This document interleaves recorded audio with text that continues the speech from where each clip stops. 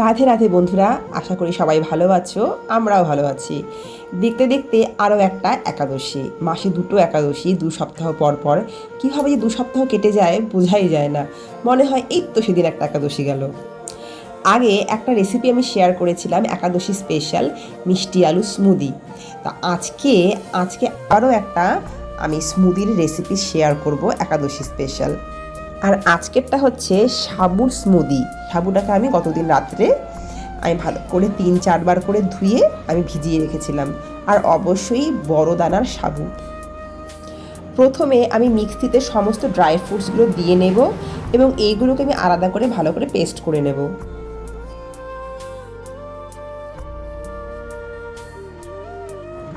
আর এইদিকে সাবুটাকে আবারও কিছুটা ধুয়ে নিয়ে জলটা ঝরিয়ে একটা সুতির কাপড়ে দিয়ে একটুখানি চিপে নেব, যাতে করে সাবুর গায়ের যে জলটা সেটা শুকিয়ে ড্রাই হয়ে যায়।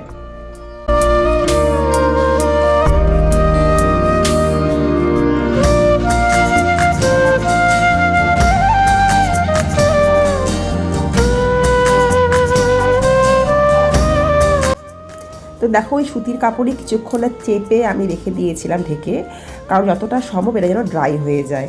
আর জল জল থাকলে পরে কি হয়, স্মুদিটা একটু জল জল পানসে হয়। আর এটা একদম পুরো আমি যেহেতু দুধ দিয়ে করব, তো ওই জন্য সাবুর গায়ের জলটা আমি ঝরিয়ে নিলাম। তো এবার এটাকে আমি মিক্সিতে দিয়ে পেস্ট করে নেব।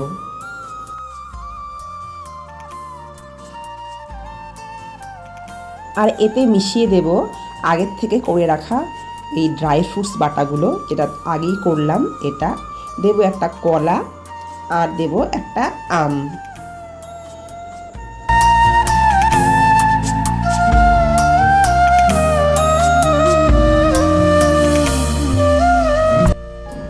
একাদশী স্পেশাল সাবুর স্মুদি আমার রেডি। দেখতে পাচ্ছ, এটাও ভীষণ সহজ, ওই মিষ্টি আলু স্মুদির মতনই। যার যেভাবে ইচ্ছে হয় একাদশীর দিনটা একটুখানি, বিশেষ করে বাচ্চাদের জন্য তোমরা করে দিতেই পারো এই সমস্ত জিনিস।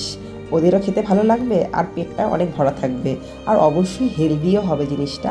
আর এখন এতে আমি দিয়ে দিচ্ছি দুধ, আর দুধ দিয়ে আরেকটুখানি মিশিয়ে নিয়ে তারপর দিয়ে দেবো কাঁঠালের রস। তোমরা দেখতে পাচ্ছ আমি এখানে কিন্তু এবারও কোনো মিষ্টি অ্যাড করিনি, কোনো ধরনের মিষ্টিই নয়।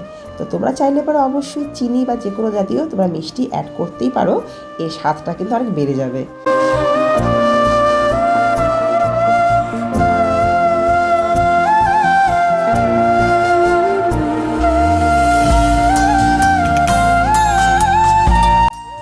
তো আশা করি আজকের ভিডিওটা তোমাদের ভালো লেগেছে।